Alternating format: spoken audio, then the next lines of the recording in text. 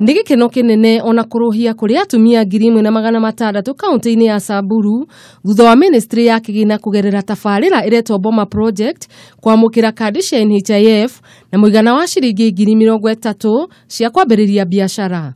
Oho nĩ marĩamũkagĩra ciringi 1,500 o mweri cia kũgacĩrithia biacara ciao.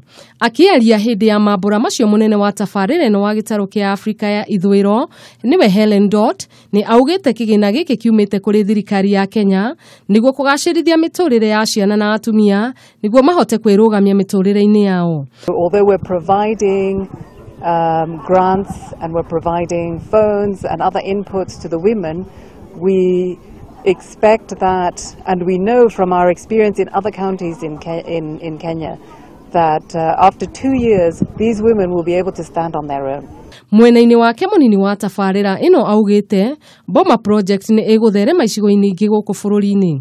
We are in 27 locations of Samburu County, and our hope is to see 1,600 households with, probably about 5 children per family benefit from this program.